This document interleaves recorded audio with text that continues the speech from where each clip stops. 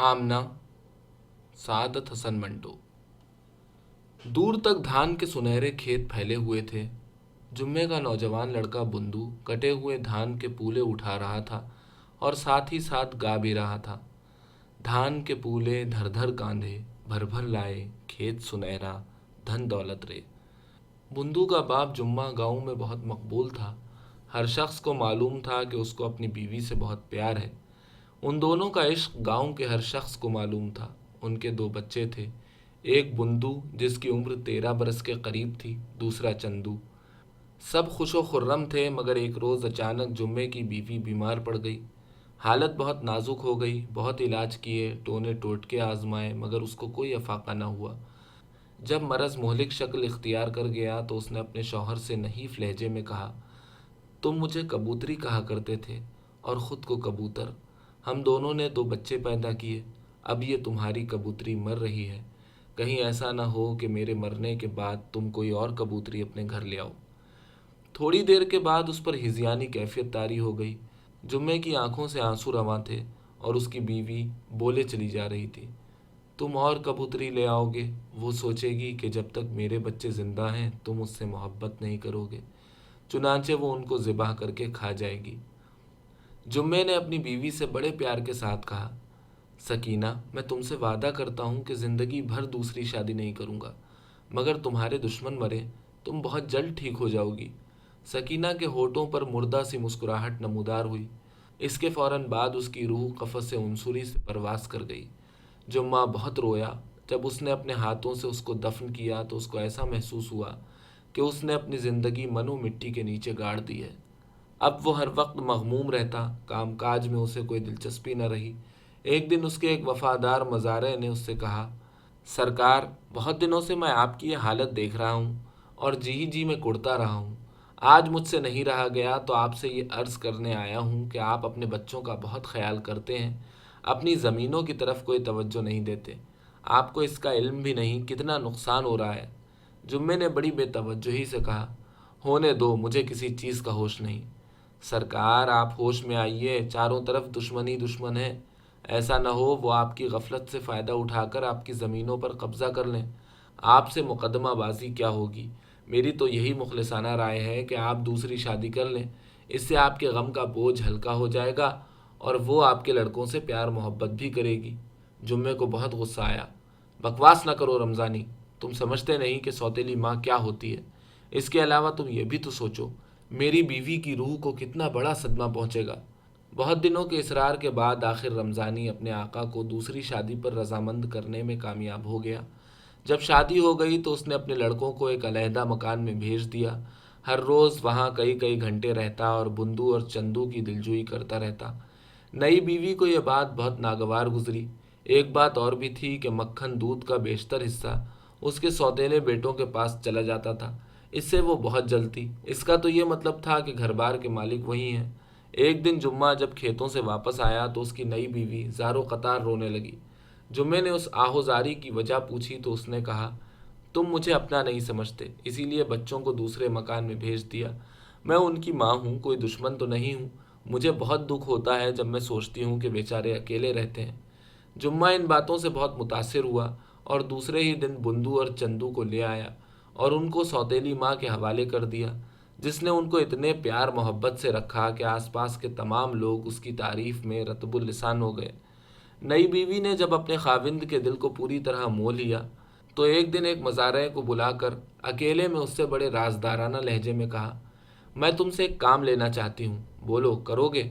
उस मज़ारे ने, जिसका नाम शबराती था, हाथ जोड़कर कहा, सरकार, आप माई बाप हैं, जान तक हाजिर है। नई बीवी ने कहा, देखो, कल दरिया के पास बहुत बड़ा मेला लग रहा है। मैं अपने सौतेले बच्चों को तुम्हारे साथ भेजूंगी। उनको कश्ती की सैर कराना और किसी न किसी तरह जब कोई और देखता न हो उन्हें गहरे पानी में डिबो देना। शबराती की जहनीत गुलामाना थी। इसके अलावा उसको बहुत बड़े इनाम का लालच दिया गया था। वो दूसरे रोज़ बुंदू और चंदू को अपने साथ ले गया, उन्हें कश्ती में बिठाया, उसको खुद खेना शुरू किया, दरिया में दूर तक चला गया जहाँ कोई देखने वाला नहीं था। उसने चाहा कि उन्हें धक्का देकर डुबो दे, मगर एकदम उसका ज़मीर जाग उठा।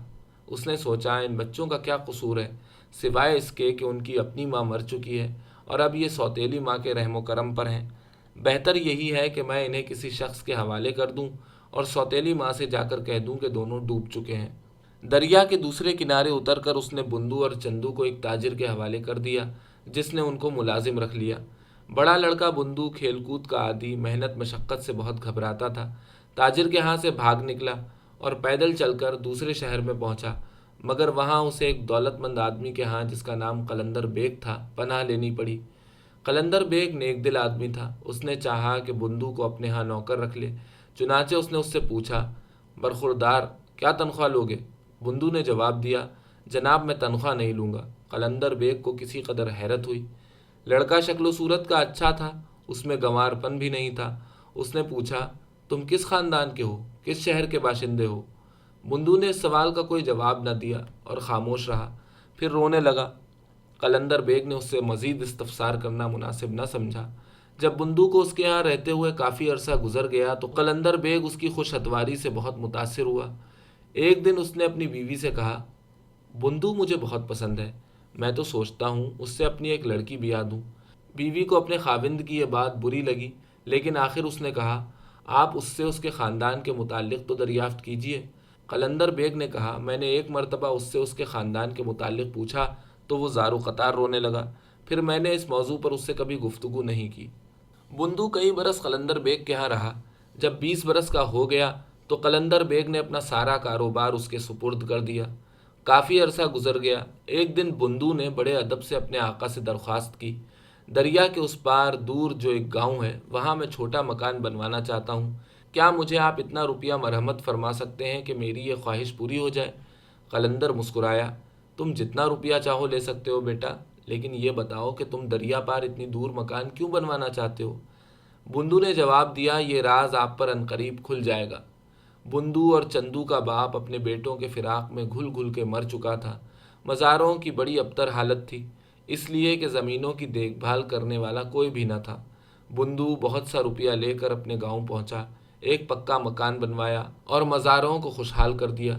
بندو کا بھائی چندو جس شخص کے ہاں ملازم ہوا تھا، اس نے اس کو بیٹا بنا لیا تھا۔ ایک دفعہ وہ خطرناک طور پر بیمار پڑ گیا تو اس شخص کی بیوی نے جس کا نام سمت خان تھا اپنی بیٹی آمنہ سے کہا کہ وہ اس کی تیمارداری کرے۔ آمنہ بڑی نازک اندام حسین لڑکی تھی، دن رات اس نے چندو کی خدمت کی، آخر وہ صحت مند ہو گیا۔